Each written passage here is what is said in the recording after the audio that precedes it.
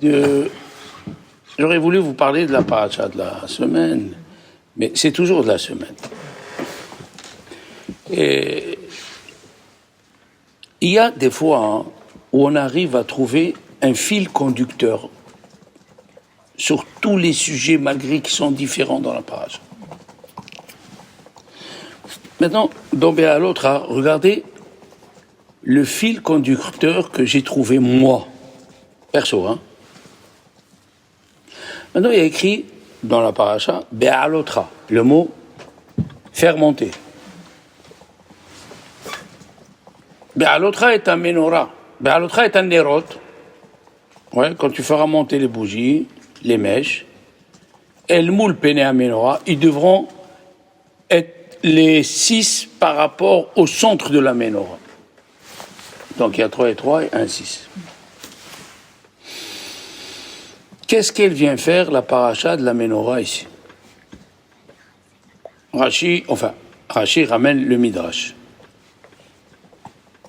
Alors le Midrash nous dit comme ça, que Aaron, on ne dit pas il s'est vexé, en français, on dit il s'est senti un peu froissé. Vous allez voir pourquoi. Et je vous le dis d'avance, c'est une gifle, toute la paracha, c'est une gifle pour nous. Vous allez voir. Il a dit, les 12 tribus ont amené des sacrifices pour l'inauguration du Mishkan, du tabernacle. Ils ont fini de construire le tabernacle. Pour l'inaugurer, il fallait des corbanotes. Il y a 90 pesukim où chaque tribu a amené les mêmes corbanotes, mais la pensée n'était pas la même, puisque chaque tribu a tiré et a fait monter son message vers Dieu et a reçu le shefa, a reçu l'abondance d'en haut pour sa tribu. Ça serait malheureux si tous en étaient égaux. Le bon Dieu, il a donné à chacun une mission. Alors, la tribu de Issachar, c'est elle qui a donné l'idée d'amener. Elle était avant les autres. Et c'est pour nous dire qu'il faut être dans la Torah, parce qu'Issachar, c'est la Torah. Il faut être dans la Torah pour avoir des bonnes idées. Alors, chaque tribu peut amener le même korban, chacun d'une pensée différente. Je vous dis un exemple. Un rabbin dit à sa communauté, amenez-moi chacun un cake. Chacun mène le même cake. Mais c'est pas le même. Ça dépend de la pensée. Ça dépend de la pensée que la personne elle a eue au moment où elle a faite. Parce que Elsa, je vais poser une question philosophique, fondamentale. Est-ce que la vraie personne c'est la pensée? Ou c'est l'action, ou l'action c'est la terminaison de la pensée.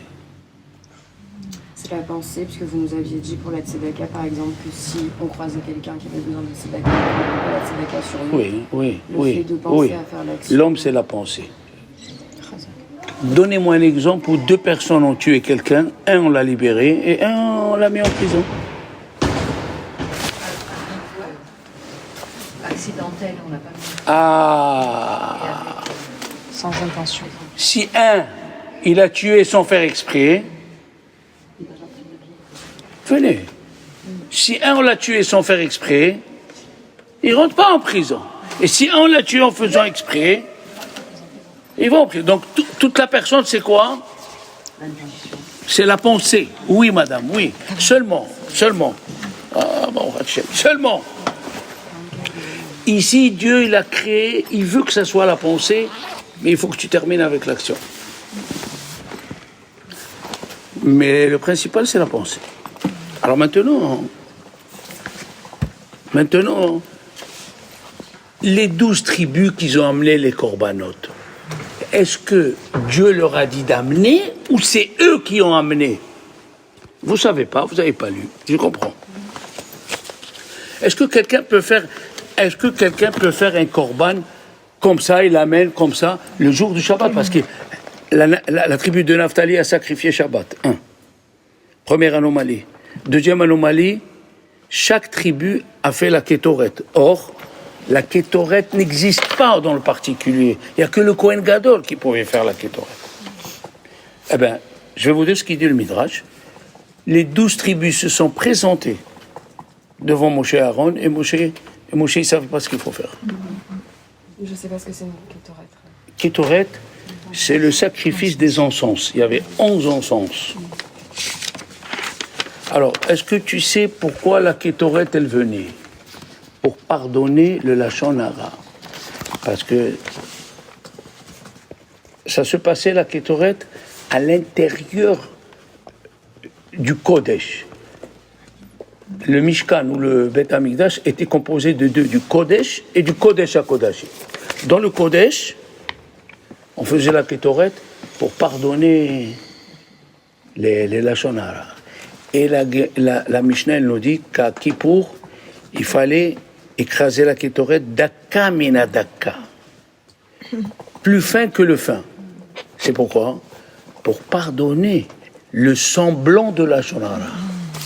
Avec la Lachon Hara. Oui. Alors, Moshe Rabbeinu, ils étaient là devant Moshe. Moshe, il ne savait pas ce qu'il faut faire.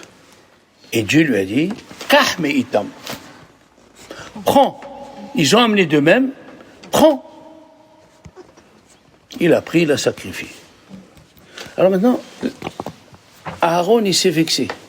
On a dit, il s'est froissé. Pourquoi? Sa tribu n'a pas amené. Mais la question, elle est, est-ce que Dieu a dit aux autres tribus d'amener? Non. Ils ont amené d'eux-mêmes. Eh bien, amène-toi aussi. Voilà la question fondamentale. Tu as compris la question?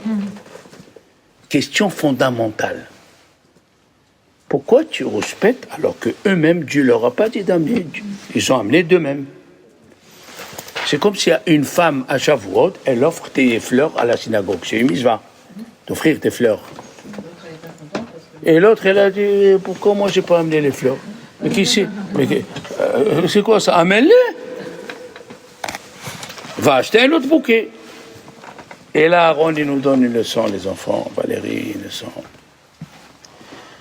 Aaron, il était froissé. Pourquoi il n'a pas pensé à amener les corbanotes communs? Et ça, c'est toute la vie de la personne. Pourquoi j'ai pas eu envie? Pourquoi j'ai pas réfléchi? C'est comme une fille, elle vient au cours et te dit, monsieur le rabbin, j'ai fini les 5 livres de la Torah avec le commentaire du rabbin Elimunk, Kol la Torah. Et l'autre, il lui dit, ça, hazag, quel hazag? Pourquoi tu n'as pas fini, toi? Pourquoi tu n'as pas pensé à le faire? C'est ça ce qu'il nous apprend Aaron. Et là, c'était très très important. Aaron, il nous donne une leçon. Il faut que tu réfléchis pourquoi tu ne t'améliores pas. Ça, c'est le premier exemple de la paracha de Béalotra. Deuxième exemple. Les enfants. Dites-moi sincèrement, le Korban Pessah, quand Dieu l'a dit qu'il faut faire le sacrifice de l'agneau pascal, c'est une fois dans la vie ou chaque année? Chaque année, très bien. On est d'accord. Chaque année. La Torah nous raconte ici, ce fut la 2e année dans le désert, les Juifs ont fait le Korban Pessah. C'est normal d'écrire ça ou pas? C'est pas normal. C'est écrit dans la paracha de Bo, vous ferez Korban Pessah, les Dorotechem. Pourquoi nous on fait Pessah? Notre père il a fait Pessah, et c'est écrit dans la Torah, pour toutes vos générations. Qu'est-ce que vous voulez? Pourquoi la Torah nous raconte? Ils ont fait Pessah la 2e année. Encore une autre gifle. Le Midrash il dit, la Torah vient nous raconter la honte des Béné Israël. Parce que pendant les 39 ans, ils n'ont pas fait Korban Pessah dans le désert. Pourquoi? Ils ont eu des enfants, ils ont eu des esclaves. Et pour faire Korban Pessah, il faut faire la Mila.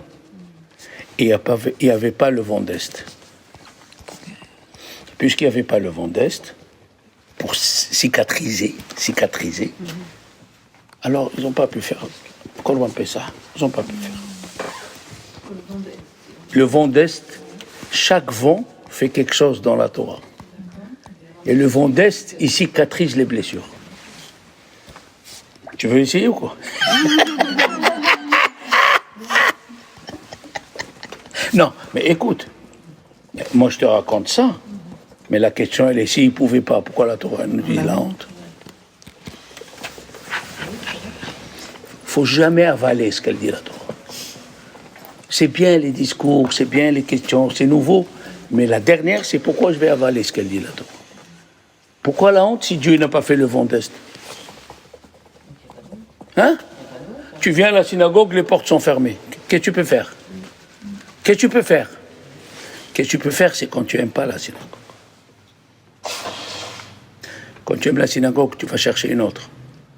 Tu rentres par la fenêtre.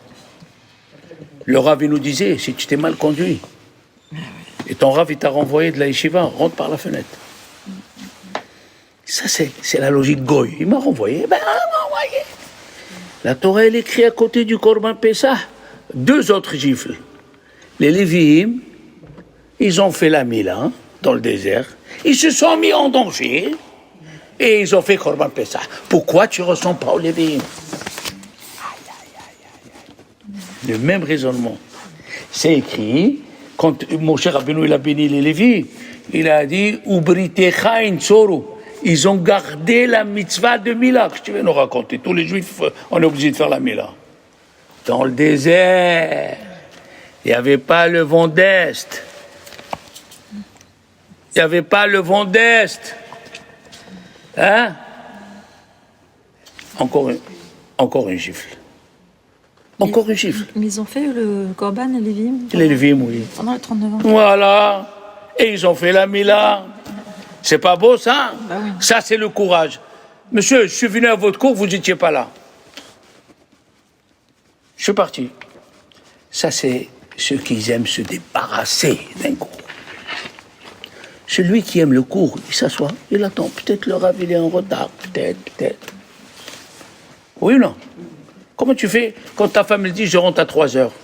Il est 3h, ça, qu'est-ce que tu dis? Elle n'est pas là, ben ciao. Non, c'est ta femme. Non, mais il faut que ça touche la personne quand je parle. C'est ta femme. Tu es obligé de rester même une demi-heure. Tu te mets à appeler, tu te mets à demander. Quand c'est pour la Torah, tu as fini le livre de l'imam. Ça va, ça, je vais te payer les petits pains. Mais ça, pourquoi tu ne l'as pas fait, toi? Deuxième gifle. La honte des Juifs. Et qu'est-ce qu'elle nous dit la Torah? Il y avait des gens qui étaient impurs. Vaï, anashim temeim lenefesh adam. Il y a eu des gens qui étaient impurs et ils ont levé une personne qui était morte.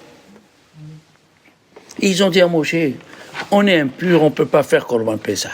Eh bien, va chez ta mère, qu'est-ce que tu veux que je te dise? La Torah, elle a dit, celui qui est impur, il ne peut pas faire Korban Pessah. Ils disent eux-mêmes la raison. Et qui ils ont levé? Il y a qui disent que c'était le corps de Yosef. Il y a qui disent que c'est le corps d'un juif Met Mitzvah, on appelle ça Met Mitzvah. Et il y a qui disent que c'était le corps d'un converti. Miskin, il est mort dans le désert, et il n'y avait personne. Un converti n'a pas de famille. D'ailleurs, cette semaine, à Hebron, ils ont tué un converti, David Ben Abraham. Un converti comme il faut, le pauvre. Tout le monde est venu, toute la yeshiva est venue. Il lui dit, Moshe, il leur dit, attendez. Imdou, attendez, je vais demander à Dieu. Qu'est-ce qu'il a demandé? Si un il va étudier, tu sais quoi, Elsa? Je t'amène en Corse, je te paye Pessah à l'aise. Oh, dans ta tête. 5 000 € dans la poche. Pour une famille, à Pessah, c'est des frais, les habits, la femme, il faut l'amener chez Veil, chez Tara Jarman, ou je ne sais pas qui, dans quel yeshiva, pour qu'elle s'habille. Après, les enfants, mais oui, c'est une obligation d'acheter le mari, les enfants, une belle nappe, du bon manger. Ça, on est devenus, disons. Et il vient et tu dis, tu sais quoi? Viens avec moi, Pessah. tu dirais. Pourquoi pas, merci. Pourquoi pas? Ouais. Pourquoi pas? Pourquoi non? Alors ici aussi, on leur a dit, messieurs, vous ne pouvez pas faire Corban Pessah, Elsa. Tu peux pas. Tu veux, mais tu peux pas. Casse pas les pieds. Non. Ils sont venus nous donner encore une gifle. Il leur a dit, Moshe, attendez. Et Dieu a inventé Pessah Sheni pour eux. Pessah Sheni, il est venu pour ceux qui aiment. Pessah Sheni est venu pour ceux qui ont envie de s'élever. Vous vous rendez compte un petit peu? Rabbi Tarfon, Sarah, Rabbi Tarfon, il était le rav de Rabbi Akiva. Et Rabbi Tarfon, il a posé une question. Et Rabbi Akiva, il lui a répondu. Il lui a dit, Rabbi Tarfon, tout celui qui se sépare de toi, Rabbi Akiva, il se sépare de la vie. Comme c'est beau ça! Un élève qui dit à son rav, je me sépare de vous, je me sépare de la vie. Ça, c'est les gens qui veulent monter. Vous savez, vous avez entendu des Lubavitch. Il y a un Lubavitch, le Baal Atania était petit. Et dans la cour de son père, là où il y avait la yeshiva, il y avait un poteau, très grand poteau, au moins 7 mètres. Les enfants, ils montaient la moitié, ils descendaient, ils montaient la moitié. Le Baal Atania, il est monté jusqu'en haut, il faisait à tout le monde. Son grand-père, il a vu, le Tzemach Tzedek, il a dit, viens ici. Il a appelé, il lui a dit, dis-moi chérie, comment ça se fait les autres, ils montent et ils descendent à la moitié et toi tu es monté jusqu'en haut? Vous avez la réponse, vous? La volonté. Il a dit, tous ceux qui montent, ils regardent en bas. Ouh, j'ai beaucoup monté, ils descendent. Moi, je ne vois pas en bas. Je monte, je vais là-haut, je monte. Vous avez compris? Ça va vous paraître drôle. Vous avez fait, vous faites Shahrit, vous faites Minha, vous faites Harbit. Le Rav Kanevski dit, la femme qui fait Harbit, elle peut demander des miracles et des choses. Vous faites. Qu'est-ce que vous dites?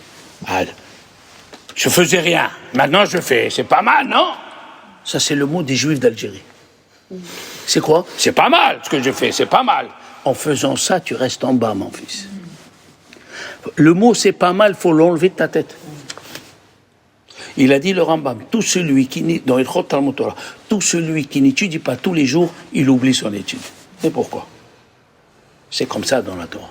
Il a dit le grand de Vilna, chaque jour tu dois augmenter. Chaque jour tu dois augmenter. Le jour où tu augmentes pas, tu es en descente. Oui. Quand le Rav dit, il n'y a pas le cours, je suis fatigué. Celui qui aime le Rav ou la Torah du Rav bien sûr, lui on va. Vous ne pouvez pas prendre 2 Doliprane 1000 et vous essayer de venir s'il vous plaît. Ça tu montres que tu veux. Ou quelqu'un qui est dans un cours, il voit.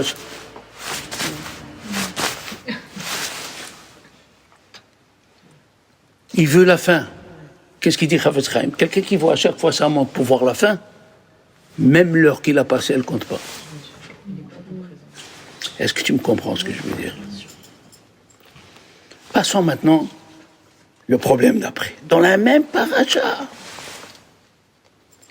Vous savez que dans cette paracha, il y a 2 pesukim que ce n'est pas à leur place. Avec 2 nouns à l'envers. Tu l'as vu? C'est quoi un noun? Ça vient du mot nefila, tomber. Nefila, tomber. Alors, le deuxième tomber, on comprend ce que c'est, ils ont commencé à rouspéter. Rouspéter contre la manne, rouspéter. Où on trouve le rouspétage, si on peut dire que ça existe ce mot? Chez les riches. Chez les riches. Les gâtés, oui, je veux dire ça. Mon fils, il a ouvert le frigidaire, il avait 18 ans. Grâce à Dieu, il y avait ce qu'il faut, grâce à Dieu. Il n'y avait pas le caviar, parce qu'on ne sait pas s'il est cachère, mais il y avait ce qu'il faut. Il a ouvert, il a dit, mais il n'y a rien à manger dans cette maison. Alors ma femme, elle est venue, elle a dit, Et qu'est-ce que tu veux? Il a dit, ah, pas la pizza. Mais on ne met pas la pizza dans le frigidaire, Coco. Ceux qui respectent, il y a toujours quelque chose qui manque. Il y a toujours quelque chose qui manque.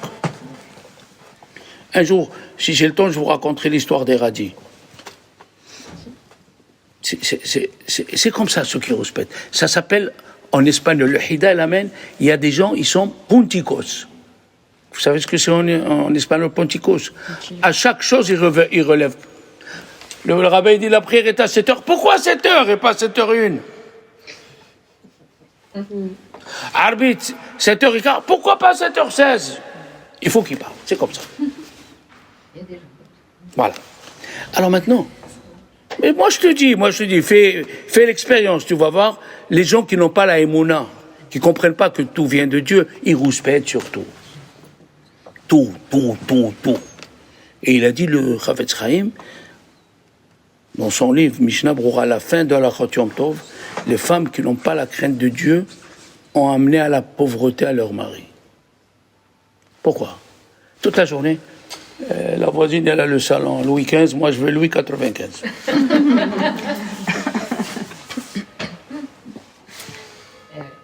Le mari dit, moi je connais, écoutez, je vous parle sincèrement, on est dans la synagogue, je connais une famille qui a fait la Aliyah parce qu'elle ne pouvait pas suivre ses amis.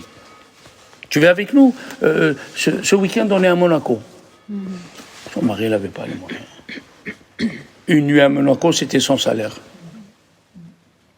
Elle a fait la Aliyah. Et oui. Alors, le deuxième qui l'a rouspété, je comprends qu'on met un noun. C'est tombé. Mais le premier noun, on ne sait pas ce que c'est. Quelle faute ils ont fait, les Juifs? Et là, on va rejoindre ce qu'on a dit tout à l'heure. C'est écrit, ils ont voyagé de la montagne de Sinaï. Vaïsrou, mais Har Hashem. Ils ont voyagé de la montagne de Dieu. Et qu'est-ce que c'est écrit? Est-ce que les Juifs pouvaient voyager quand ils voulaient? Non. C'est écrit, Alpi Hashem Yahanu, ve Alpi Hashem Isaou. Ils ont voyagé sur l'ordre de Dieu et ils ont campé sur l'ordre de Dieu. C'est écrit, oui ou non? Il vient le Midrash, il dit, pourquoi la Torah nous dit qu'ils ont voyagé de la montagne de Dieu? Mais on savait qu'ils étaient dans la montagne de Dieu, puisque la première paracha du livre, comment elle s'appelle? Bemidbar Sinaï. Bemidbar Sinaï. Est-ce que dans la Torah, il y a les points? Non. Il n'y a pas les points. Ce qui veut dire, ça amène à plusieurs explications. Ne lis pas, ils sont partis de la montagne. Mehar Hashem, lis Maher. Maher, c'est quoi? Vite.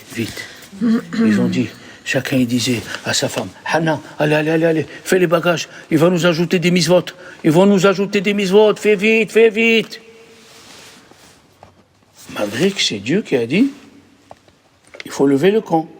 Mais Dieu, comme l'a dit Elsa, Dieu, il sonde les cœurs.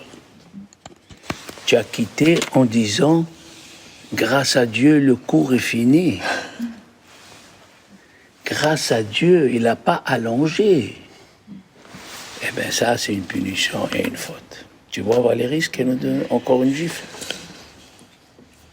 Moi, je leur ai dit dans ma synagogue, les gens qui viennent à la Sina, et ils font de sorte que la voiture, elle soit prête à partir. Ça veut dire, dès le début, ils veulent partir. Celle qui vient avec la voiture, devant la synagogue, ça c'est quelqu'un qui veut prendre le temps de prier. Comment? Dès le début, tu viens, tu tournes le volant vers la sortie. Et ça, la Torah nous dit. La Torah nous dit, malgré que tu fais selon ce qu'il a dit Dieu. Tu as compris, Elsa? Dieu, il sonde les cœurs. Tu dois être là de 10h, de 9h30 à 10h30. Exemple. Et dans ta tête, pourvu qu'il finisse vite, C'est un exemple que je vous donne. Car celui qui a l'envie d'étudier, c'est pas comme ça qu'il réagit. D'abord, il casse les pieds à son rave. Est-ce que ça c'est bien? Ça c'est pas bien? Mon Rav, il m'a dit, je fais ce qu'il m'a fait mon Rav. Si tu as une question, tu n'arrives pas à dormir, même à minuit, pose-moi la question. Ça, c'est les gens qui veulent monter. Imata ole mala mala, enata yored mata mata. Il y avait un rabbin qui s'appelle Rav Izl Harif, une tête. Il connaissait le chasse à l'endroit et à l'envers, avec les commentateurs. Alors imagine-toi, il y avait la yeshiva de Rabbi Chaim Volojin. C'était l'élève du Gaon de Vilna. Il a fondé une yeshiva où il y avait tout dedans, j'explique Valérie. Avant lui, on allait chez le rabbin étudier, on dormait chez Chana, on mangeait chez Sarah et on étudiait chez le rabbin. Qu'est-ce qu'il a fait, Rabbi Chaim Volojin? Tout en même temps. Tu dors, tu manges, tu étudies, tout sur place. C'est pas facile, hein? C'est ce qu'il a fait mon maître, Rabbi Eliyahu Ruimi. Il nous a ramené du Maroc, et il nous a donné à manger. S'il fallait demander l'écolage à nos parents, on était tous fauchés comme les blés, on n'avait rien, il nous a élevés, et quand on arrivait au niveau du Rav, il amenait un autre Rav plus fort. Il nous a fait rencontrer notre femme, il nous a mariés. Quand on a eu des enfants, il a fait une école pour les enfants de maternelle. Oui, ça c'est des gens... Il n'y a pas des gens comme ça, il faut... Il est venu dans la yeshiva de Rabbi Chaim Volojin, c'est pas besoin de te dire que c'était tous des cracks. Il a dit, je suis venu choisir, il a dit au Rosh Yeshiva, Rabbi Chaim Volojin, je suis venu choisir un bachour pour ma fille. Et je veux un bon bachour. Je vais poser une question, celui qui me répond. Il a posé la question. Il est resté le matin, l'après-midi, il avait il est parti. Question très, très, très, très forte. Et il y a un élève, il était dans le carrosse, en train de... Il y a un élève qui court. Arabe. D'accord, la question, d'accord. Mais moi, je ne peux pas rester sur là. Donnez-moi la réponse. Il lui a dit, c'est toi que je veux pour ma fille.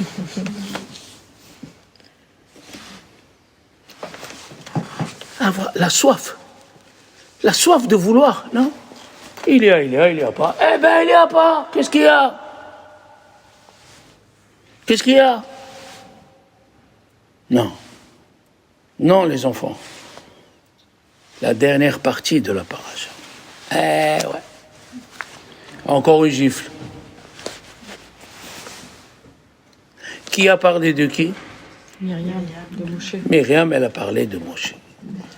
Qui c'est qui a sauvé Moshe? Myriam. Qui c'est qui a sauvé Moshe qui était dans le... Qui est toi? Non, elle était là. Myriam.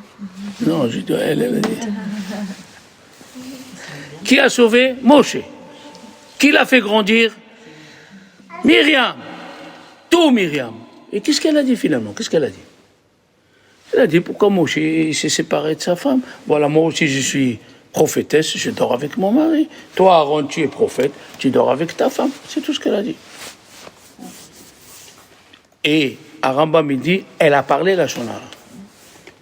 Alors où il est le Shonara d'après vous? Réfléchissez. La critique. Quelle critique? Elle Elle a demandé. s'est mise au même niveau que Moshe, peut-être. Elle a douté. Au lieu de dire pourquoi je ne suis pas comme Moshe, elle a fait descendre Moshe à son niveau. C'est ça, quelqu'un qui aime l'élévation? Quelqu'un qui aime l'élévation. Tu vois que ton frère, il a fait descendre la Torah. Tu vois que ton frère, il a fait les 10 plaies. Tu vois que ton frère, il a ouvert la mer. C'est pas toi. Alors, qu'est-ce que tu... Au lieu de dire pourquoi nous, on n'est pas comme lui, Aaron, qu'est-ce qui se passe? Pourquoi nous, on ne suit pas Moshe? Tu as dit pourquoi Moshe ne suit pas? Ah, tu n'es pas dans le compte, ma fille. Tu n'es pas dans le compte. Et ça, c'était la faute. Pourquoi tu n'aspires pas à monter? Pourquoi tu n'aspires pas à monter? Le but de l'homme, c'est ça. Orahayim le ma'la le askir. Le but de l'homme, c'est d'essayer de monter. Mais j'ai une question pour le deuxième livre, j'ai marqué, mais j'ai pas. Quoi? Ils ont voyagé de la montagne de Dieu, mais c'est pourquoi. Pourquoi c'est écrit qu'ils ont voyagé de la montagne de Dieu? Écrit, ils ont voyagé. On savait qu'ils étaient dans la montagne de Dieu. Parce que le début du livre, Bamidbar, qu'est-ce que c'est écrit? Bamidbar Sinaï. Les Juifs, ils étaient dans le désert de Sinaï. C'est quoi le désert de Sinaï? Devant la montagne de Sinaï. Maher. Vite. Pourquoi vite? Alors que Dieu disait, c'est Dieu qui décidait quand il voyage et quand il ne voyage pas.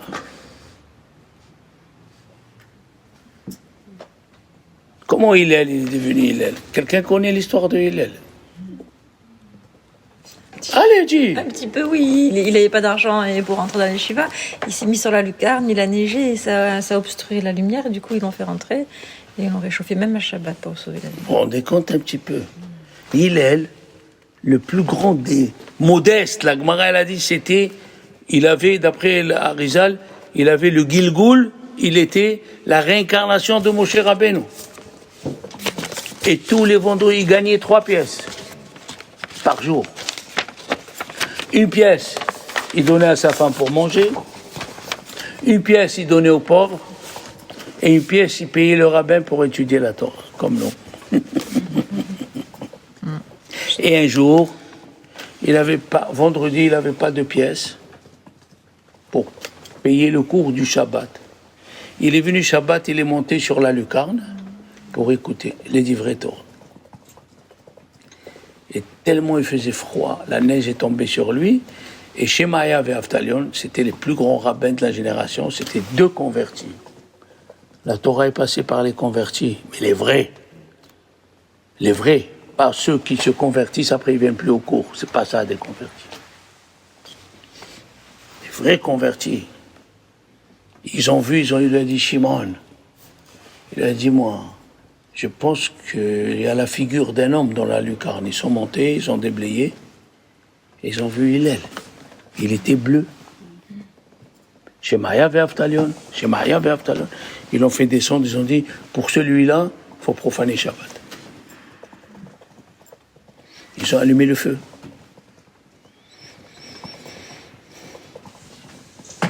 Moi, j'ai un copain à la yeshiva. Il a dit au Rav, Rav, je voudrais étudier avec vous les dynimes de Shabbat.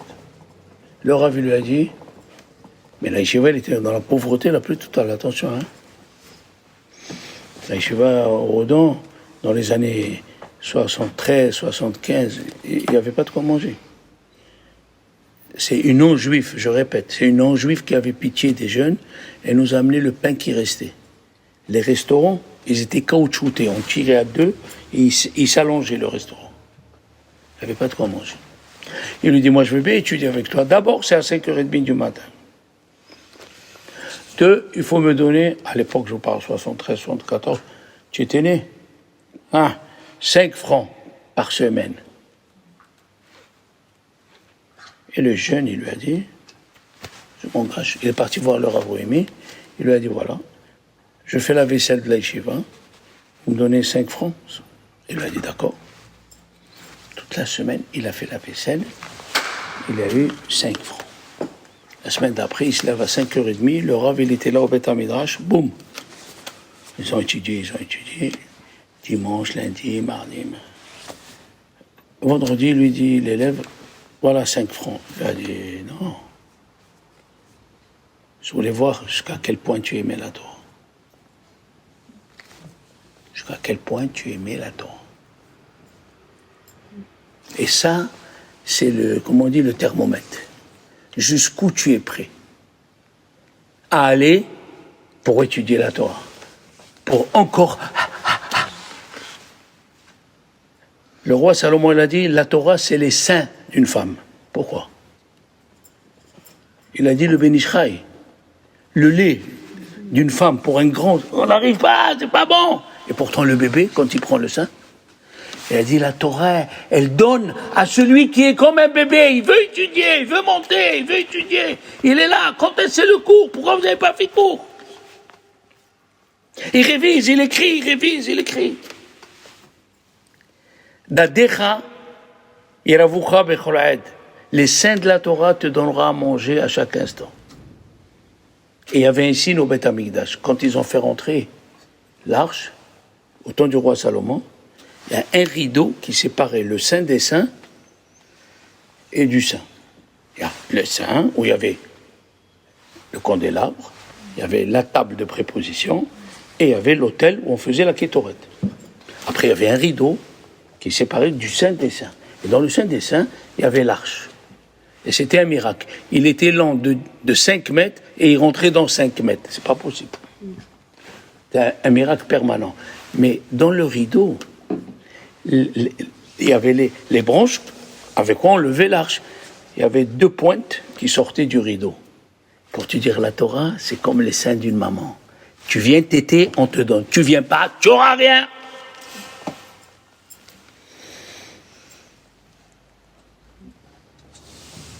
Les gens qui sont montés, c'est les gens qui aspiraient à avoir envie de monter, envie de monter. Et c'est ça la paracha de Béalotra. Aaron, il nous a montré pourquoi j'ai pas eu envie comme les autres, jusqu'à que Dieu, maintenant on revient à Aaron, il l'a consolé. Qu'est-ce qu'il lui a dit pour le consoler, Elsa? Je vais vous poser une question. Il y a des rabbins, ils n'ont pas su répondre. Est-ce qu'un juif peut allumer la menorah? Ben oui. Moi, je dis oui. Mon mari m'a dit non. Oui, Sarah. 2-0. Je lui ai passé le cours. Un juif, Hadlaka Keshera Bézar. Un juif, il peut allumer la menorah. Parce que Rachid a dit, Aaron, il a fait ceci nous enseigne qu'il n'a pas changé. Tout le monde dit pourquoi il pouvait changer. Oui, il pouvait changer. Un juif pouvait allumer. La préparation de la menorah, c'était le Kohen, mais l'allumage pourrait se faire par un juif. Et au lieu de laisser un juif allumer, il a pris sur lui d'allumer toujours. Oui. Mais pourquoi ce ne serait pas possible que ce soit un juif qui allume? Parce que tout le service sacerdotal au temple était confié au Kohanim. Oui, le Kohen est juif. Hein? Le Kohen est juif. Oui, mais moi je suis Cohen, mais il y a des juifs qui ne sont pas Cohen et c'est des juifs. Oui, bien sûr. Alors Dieu il a choisi dans le monde entier, voilà, je vais te dire quelque chose. Dans le monde entier, Dieu il a choisi Israël. Dans tout Israël, il a choisi Jérusalem. Dans tout Jérusalem, il a choisi le monde du temple. Dans le monde du temple, il a choisi le Saint des Saints. C'est pareil. Dieu l'a choisi dans tous les peuples, le peuple d'Israël. Dans le peuple d'Israël, il a choisi la tribu de Lévi. Dans la tribu de Lévi, il a choisi les Kohanim. Dans les Kohen, il a choisi un Kohen. Mais, Akadosh Baruch Hu, dans sa bonté, a permis certains travaux que les Juifs qui ne sont pas Kohen peuvent faire pour l'intendance du temple. Tu vois ce que je veux dire? Tu dis, voilà. Et sache maintenant, je vais te dire autre chose. Le Kohen, sa qualité principale, c'est Chesed. Les Juifs qui ne sont pas Kohen, ils sont Juifs, pouvaient faire 2 travaux. Égorger l'animal avant de le sacrifier, un Juif pouvait le faire, et allumer la menorah. 2 Juifs, ils pouvaient le faire. Maintenant, écoute bien, comme pour te dire que rien n'est impossible. Dans le Zohar, c'est écrit, tu peux te conduire avec la qualité du Kohen, et ce jour-là, tu t'appelles Kohen. C'est pas beau ça, Elsa? Hein, Hana? Rabbi Shimon Bar Yochai, il a dit, aujourd'hui je suis Kohen. Alors, son fils lui a dit, papa, il lui a dit, oui, toute la journée j'ai fait du bien. Aujourd'hui je suis Kohen. Vous avez compris maintenant? Il a consolé, il lui a dit ceci. Tu peux donner à un juif et tu prends toi-même, tu laisses. C'est comme tu as une femme de ménage, ouais. On est à la maison. Tu as une femme de ménage, tu as les chandeliers pour allumer les lumières de Shabbat. Elle peut les nettoyer. Tu dis non, ça, c'est moi qui nettoie. Tu vois ce que je veux dire? Tu peux déléguer. Elle met du spray, ta. Non. Malgré qu'il pouvait déléguer, il l'a fait. Lui-même. Il a fait lui-même. Ça montre l'amour. Maintenant, je vais vous poser une question très intéressante. Vous apprenez des informations. Est-ce que la menorah, elle était en pièces détachées ou elle était d'une seule pièce? Non, en pièces détachées. Hein? En pièces détachées. Et Moïse, il savait en or, oui, mais est-ce qu'elle était Un seul bloc. un seul bloc? C'est écrit dans Rachi un seul bloc. Mais les autres Chachamim ne sont pas d'accord avec Rachi. Oui, parce que Moïse Rabbi- ne savait pas comment la monter, non? Non, oui, ça, il ne savait pas. Mais quand elle était montée, elle était d'un seul bloc ou plusieurs parties.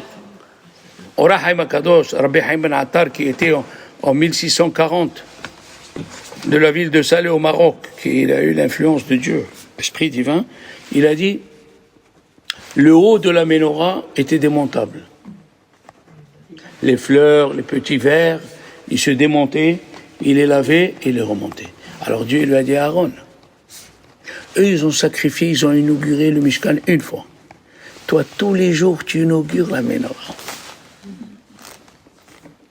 Tous les jours, tu inaugures la menorah.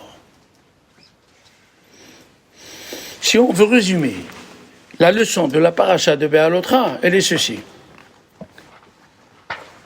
Enfin, c'est moi qui ai donné la formule, à vous de choisir. Pour être en vie, il faut avoir envie. Hein? Qu'est-ce qu'on peut dire? Pour être en vie, il faut avoir envie. Envie. Envie de venir, de laisser toutes ses affaires. Parce que, une chose est sûre, le Satan, il fait son métier. Les téléphones, les soucis, de ça, de ci, de par là, de par là. L'essentiel, tu fais pas shahri, tu fais pas berchot shahar, tu fais pas du bien dans la journée. Faire du bien dans la journée, c'est sortir de ton train-train, à pas de faire ton lit et ton petit déjeuner avec ta chicorée. C'est pas ça encore faire du bien. Faire du bien, c'est quand ça dépasse ta maison. Tu appelles une tante que personne l'appelle. Je sais pas, tu casses la tête à un rave, fais-moi un cours, envoyez-moi le cours, tu le répètes. Ça, c'est l'amour, l'envie de monter. Bon, mes amis, c'est tout ce que j'ai à vous dire aujourd'hui. Merci.